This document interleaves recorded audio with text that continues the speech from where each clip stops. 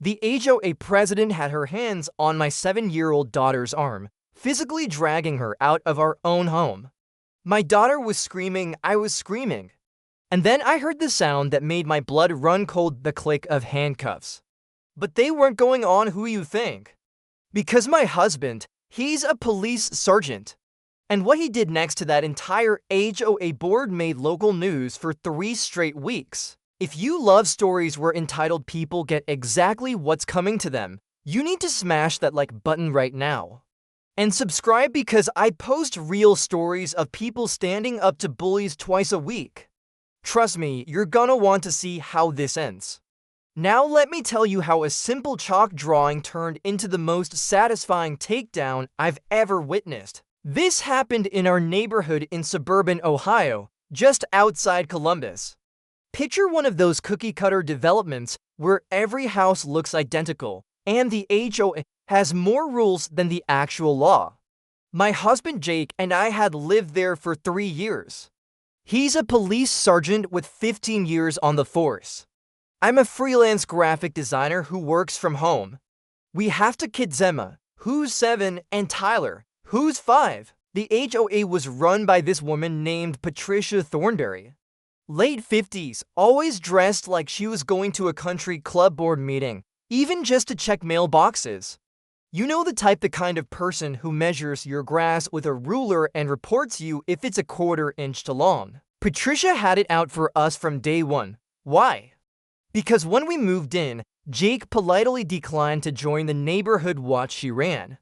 He explained that as a police sergeant, he had enough on his plate and preferred to keep work and home separate. She took that as a personal insult. For 3 years, we got violation notices for everything. Our trash can was visible for 6 minutes past the pickup time, $50 fine. Our Christmas lights stayed up until January 2nd instead of New Year's Day, $100 fine.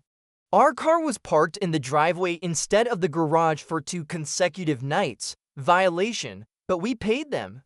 We followed the rules, we kept our heads down. Until the afternoon, Patricia decided our kids didn't have the right to play in their own front yard. And that's when everything changed. It was a beautiful Saturday afternoon in early June. Emma and Tyler were drawing with sidewalk chalk on our driveway, not the sidewalk, our driveway. Colorful flowers, rainbows, stick figures of our family, you know, normal kid stuff. I was sitting on the front porch with my laptop, working on a client project, but keeping an eye on them. That's when Patricia's white Lexus pulled into our driveway.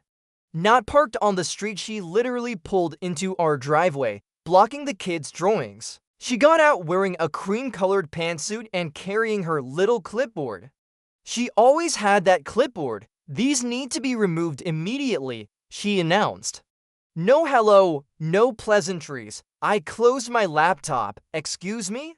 Sidewalk chalk constitutes a violation of HOA Code 7.3 to no unauthorized markings on visible surfaces. This includes driveways, sidewalks, and common areas. I actually laughed. You're kidding, right? It's chalk. It's temporary. Kids have been drawing with chalk on driveways since forever. The HOA covenants are very clear. Patricia, their children, playing in their own driveway. Emma had stopped drawing and was looking up at us, scared. Tyler had started to tear up. Patricia pointed at them with her pen. The rules apply to everyone, including children. You have 24 hours to pressure wash this driveway, or you'll be fined $200 per day until it's removed. Are you out of your mind? Her eyes went cold. I've noted your hostile attitude in my report. That's an additional $100 fine for verbal harassment of an HOA board member. And then she got back in her Lexus and drove away.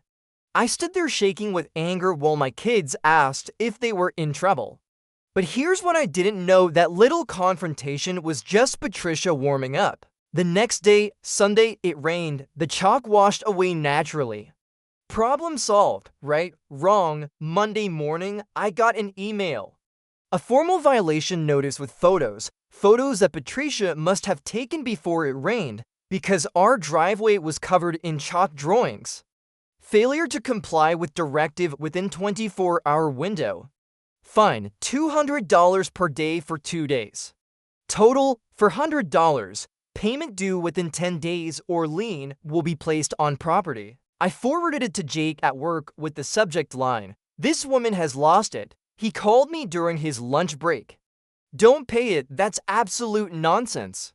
There's no way that holds up. I'll handle it when I get home," but Patricia wasn't done. That afternoon, I was in my home office on a Zoom call with a client when I heard Emma scream. I'm talking blood-curdling, terrified screaming. I dropped everything and ran outside. Patricia was in our front yard. She had Emma by the upper arm and was physically pulling her toward the sidewalk. My 7-year-old daughter was crying and trying to pull away. "Let go of my daughter," I screamed. She was drawing with chalk again. Patricia shouted back. "This is a repeated violation, and I'm within my rights to confiscate the materials." She was drawing on paper with crayons in our own yard. I reached them and physically put myself between Patricia and Emma, pulling my daughter behind me. Emma was sobbing. There were red marks on her arm where Patricia had grabbed her. "You just put your hands on my child," I said, my voice shaking. "Get off my property right now or I'm calling the police." Patricia's face twisted into this ugly smirk. "Call them.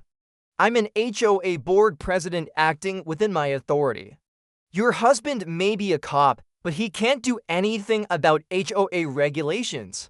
This neighborhood has rules, and you will follow them." She turned and walked away, but called back over her shoulder, "Emergency board meeting tomorrow night. 7 p.m. Your family will be discussed. I suggest you attend." I took Emma inside, checked her armpit was already bruising, and took photos. Then I called Jake. He left work early. And when I say my husband was angry, I mean I'd never seen him that angry in 15 years of marriage. "She put hands on our daughter," he kept saying. "She physically grabbed our child." The stakes had just gone through the roof. This wasn't about fines or stupid rules anymore. This was about our daughter's safety. About some power-hungry tyrant who thought her little clipboard gave her the right to put hands on a child. Jake made some calls that night. I didn't know who to, but I could hear him talking in his office for hours. The next day, he took a personal day off work. "I'm going to that meeting tonight," he said. "And I'm bringing some friends." I had no idea what he meant by friends. But I was about to find out that my husband had been doing some investigating of his own. That Tuesday, while I worked from home, Jake was making calls. I thought he was just talking to neighbors, maybe getting statements about Patricia's behavior. I had no idea he'd been investigating the HOA for weeks. Turns out, after that first violation notice about the trash can 3 years ago, Jake had started keeping records. Every fine, every violation notice, every email. He created a whole folder in his filing cabinet labeled HOA documentation. "It's what cops do," he told me when I found out. "You document everything because you never know when you'll need it." But it wasn't until Patricia grabbed Emma that Jake decided to dig deeper. He'd called a friend of his from the force detective Maria Rodriguez, who specialized in white-collar investigations. She owed Jake a favor from a case years ago. He asked her to look into the HOA's financial records. HOAs are required to keep detailed financial records available to homeowners. He explained, "It's public information." So Maria requested them, all of them, going back 5 years. And I asked. He smiled, not a happy smile. The smile he gets when he's about to bust someone who really deserves it. Let's just say Patricia Thornberry has been very creative with how she spends HOA money. He wouldn't tell me more. I need to verify everything first. But trust me, tonight's meeting is going to be very interesting. At 6 p.m., there was a knock on our door. It was Detective Rodriguez and another officer I didn't recognize. They were both in plain clothes. "They're coming as concerned residents," Jake explained. "Maria just bought a house 2 neighborhoods over. She's allowed to attend as a potential future member, and Officer Chen is her boyfriend. They're just residents concerned about HOA practices. You could see the gears turning. My husband wasn't just defending our family, he was building a case. At 6:45, we walked over to the community clubhouse. Jake carried a laptop bag and a folder that looked at least 3 inches thick. I had no idea what was about to happen.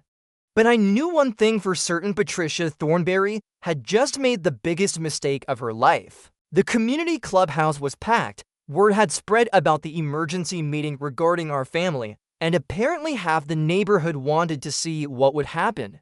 Patricia sat at the head table with the other 4 board members: Robert Chen, no relation to Jake's officer friend, Sandra Miller, Tom Davidson, and Jennifer Park. Patricia banged her gavel at exactly 7 p.m. This emergency session is called to order. We're here to discuss the repeated violations by the Hendricks family at 4780 Maple Drive. She launched into this whole presentation photos of our violations going back 3 years. The trash can incident, the Christmas lights, a time our garage door stayed open for 3 hours on a Saturday, and then she got to the chalk incident. Most concerning is the repeated defiance of HOA regulations and the hostile, threatening behavior exhibited by Mrs. Hendricks when I attempted to enforce community standards. "You grabbed my daughter," I said loudly. "That's a mischaracterization." "You left bruises on a 7-year-old's arm." The room erupted in murmurs. Patricia banged her gavel. The board moves to impose a special assessment of $5,000 on the Hendricks property for repeated violations and to serve as deterrent to others who might choose to flagrantly disregard our community standards. $5,000 for chalk drawings and a trash can. That's when Jake stood up. "I have some questions before any vote is taken," he said calmly. Patricia's eyes narrowed. "Mr. Hendricks, this isn't a question and answer session. According to HOA bylaws, any homeowner has the right to address the board before a vote affecting their property is taken. That's Section 12, Paragraph 4 of the covenants you love to quote." You could see Patricia's jaw clench. 5 minutes. Jake opened his laptop.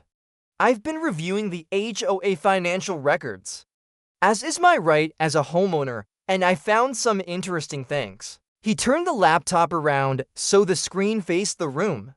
"This is a spreadsheet of all HOA fines collected over the past 3 years. According to our covenants, fine money is supposed to go into the community maintenance fund. But according to these records, only about 40% of collected fines make it into that fund." Murmurs rippled through the crowd. "The rest is categorized as administrative costs." Now, I'm not an accountant, but $60,000 in administrative costs seems excessive for a neighborhood of 80 homes. Patricia stood up. "Those are legitimate expenses." "I'm not finished." Jake's voice wasn't loud, but it cut through the room like a knife. "I also noticed several payments to something called Thornberry Consulting LLC, $35,000 over 2 years. That's quite a lot for consulting services." He paused, letting it sink in. "So I did some research. Thornberry Consulting LLC is registered to a Patricia and Thornberry. You, Mrs. Thornberry, you've been paying yourself HOA money through a shell company." The room exploded. "Oh, but it gets so much better. If you're loving this story, hit that subscribe button right now, because you're going to want to see the look on Patricia's face when Jake reveals what else he found. Drop a like if you think Patricia is about to get exactly what she deserves." Okay, back to the meeting, because Jake wasn't even close to done. Patricia was red-faced, sputtering that's taken completely out of context. "Those are legitimate consulting fees for services I provide." "What services?" Jake asked. "What does Thornberry Consulting actually do?" "Administrative oversight, violation tracking, financial management. Things that you're already paid to do as HOA president. Your position comes with a $12,000 annual stipend. So you're being paid twice to do the same job." He clicked to another slide. "But that's not even the most interesting part. See, I also noticed some large expenditures for landscaping services $250,000 over for years to a company called Greenscape Solutions. He looked directly at Robert Chen, the board treasurer. That seemed high to me, so I called Greenscape Solutions, talked to the owner, nice guy. He told me they did work for this HOA 5 years ago, but the board switched to a cheaper service after 1 year. Robert Chen had gone pale. So who's been getting that money for the past 3 years? Jake continued. Well, Greenscape Solutions sold their company name and business license in 2021 to Robert Chen, who has been billing the HOA for services never rendered and splitting the money with. He pulled out a bank statement, Patricia Thornberry. Both of your names are on a joint account where these funds are deposited. The room was dead silent now. You could hear people breathing. Jake wasn't done. Sandra Miller, I noticed you approved several emergency roof repairs to the clubhouse, $50,000 last year alone. But the clubhouse roof was replaced in 2019 and has a 20-year warranty. I called the roofing company. No repairs were ever done. Sandra was staring at the table. Tom Davidson, those legal fees you authorized. I called the law firm. They haven't done work for this HOA in 2 years. The walls were closing in, and you could see it on their faces. Jake saved the best for last. Jennifer Park, you're the only one who seems to be clean. But I'm guessing you knew something was wrong and just looked the other way, which makes you complicit. Jennifer was crying. All told, I estimate that this board has embezzled approximately $400,000 from this HOA over the past 4 years. The room erupted. People were shouting, demanding answers. Some were on their phones. Patricia grabbed her gavel and started banging it. This meeting is over. You have no authority to make these accusations. You're right, Jake said. I don't. That's when Detective Rodriguez stood up and showed her badge. But I do. Detective Maria Rodriguez, Financial Crimes Division, she announced. And I have warrants for the arrest of Patricia Thornberry, Robert Chen, Sandra Miller, and Tom Davidson for embezzlement, fraud, and misappropriation of funds. You could have heard a pin drop. Officer Chen, Jake's friend, was already moving toward the table with handcuffs. Patricia's face went from red to white. You can't. This is a private meeting. It's a public meeting of a registered HOA board, Detective Rodriguez said. And you've been conducting criminal activity. Patricia Thornberry, you have the right to remain silent. Double quotes. She started reading Miranda rights while Officer Chen cuffed Patricia. The look on Patricia's face was absolute shock. Like she couldn't comprehend that consequences existed for her actions. Robert Chen tried to run, literally stood up and headed for the door. Jake blocked him. Don't, Jake said quietly. Make this easy on yourself. Robert sat back down and held out his wrists. Sandra Miller was sobbing. I didn't want to do it. Patricia said everyone did it, that it was just how things worked. Save it for your lawyer, Detective Rodriguez said, cuffing her. Tom Davidson was already calling someone on his phone. His lawyer, probably. The entire room was in chaos. People were crying, shouting, recording everything on their phones. Someone's kid was asking why the police were there. As they led the 4 board members out in handcuffs, Patricia turned and looked directly at me. This is because of you, she hissed. If you had just followed the rules. If I had just let you fine us into silence while you stole from everyone? I shot back. You grabbed my daughter. You really thought there wouldn't be consequences? The chalk drawings were violations. There was never any rule about chalk, Jake interjected. I read every single word of the covenants. You made it up. Just like you made up half the violations you've been charging people for 3 years. You're a thief and a bully, and you finally picked on the wrong family. They let her out through the clubhouse window. I watched them load all 4 board members into separate patrol cars. The remaining homeowners were standing around in shock, processing what just happened. Some were already pulling up HOA records on their phones, checking to see how much they'd been fined over the years. Mr. Peterson, who lived 3 houses down, came up to Jake. I paid $1,200 in fines last year. Can we get that back? Jake nodded. The DA's office will be working with you all on restitution. Every fraudulent fine will be repaid. It's part of the criminal case. People started shaking Jake's hand, thanking him. A few were hugging me. One woman told me she'd been fined $800 for planting roses in her front yard, roses that were supposedly the wrong color for the neighborhood aesthetic. It was all made up, all of it, years of harassment and theft. But here's the thing, we still didn't know the full extent of what Patricia had done. That wouldn't come out until the trial 3 months later. The arrests made the local news that night. By morning, it was all over social media. HOA board arrested for embezzlement was trending locally. Our doorbell rang constantly for days, neighbors wanting to tell us their stories, reporters wanting interviews, lawyers offering to help with civil suits. Jake took a week off work to help organize everything.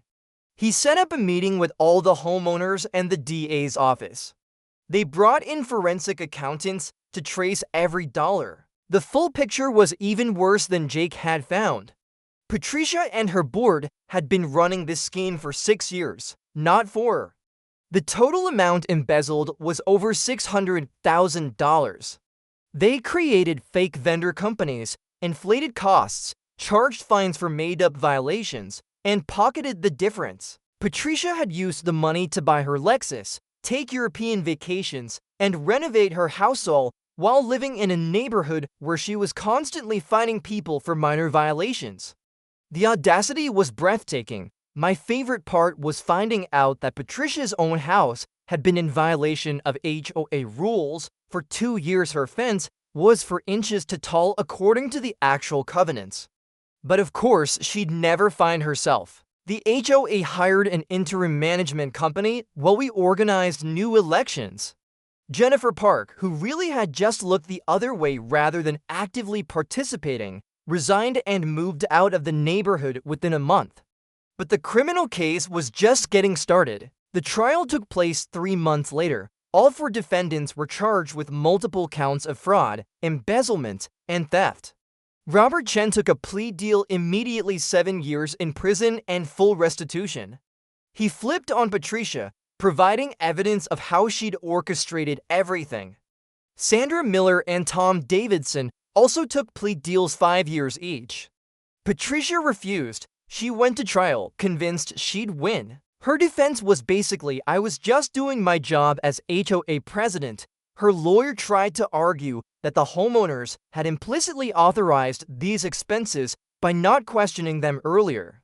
It took the jury for hours to find her guilty on all counts. The judge sentenced her to 12 years in federal prison, 12 years.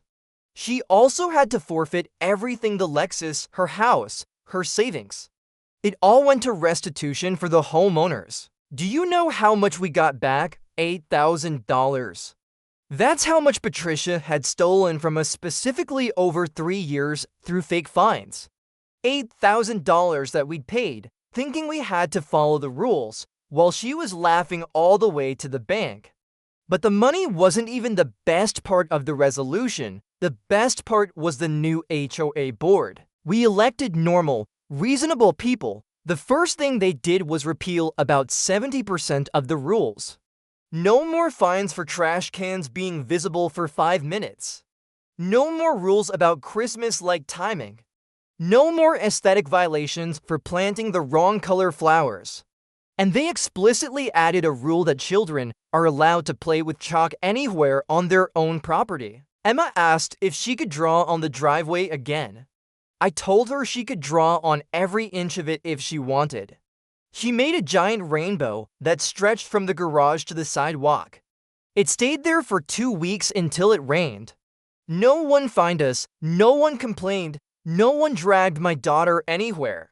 Because that's what happens when you get rid of tyrants and replace them with decent human beings. Here's what I learned from all of this. Bullies count on you being too tired, too busy, or too scared to fight back. Patricia spent years targeting families like ours, knowing most people would just pay the fines and move on. She targeted us specifically because she thought she had leverage that Jake being a cop meant we'd be extra careful about following rules, that we wouldn't want to make waves. She was wrong. But here's the thing, we could have paid that $5,000 fine. We could have pressure washed the driveway and told our kids they couldn't play with chalk anymore. We could have just complied. And if we had, Patricia would still be out there, stealing from families and making everyone miserable. Sometimes standing up to bullies isn't just about you. It's about everyone they're going to hurt next if nobody stops them. Emma still has a small scar on her arm from where Patricia grabbed her. It's barely visible now. But every time I see it, I remember that moment when I decided enough was enough. Nobody gets to put their hands on my kid. I don't care what title they have or what rules they think they're enforcing. And if you're dealing with someone like Patricia in your life, whether it's an HOA, a boss, a neighbor, whoever, document everything. Keep records, follow the rules so they can't use anything against you. And when the time comes to fight back, make sure you bring receipts. Because the Patricia Thornberrys of the world, they only win when good people stay silent. Thank you so much for watching this story all the way to the end. If you enjoyed it, you're gonna love my other videos about entitled people getting their comeuppance. Remember, stand up for yourself, document everything, and never let anyone tell you that their made-up rules matter more than your family's safety. I'll see you in the next video. Until then, take care of yourselves, and maybe avoid buying a house with an HOA if you can help it.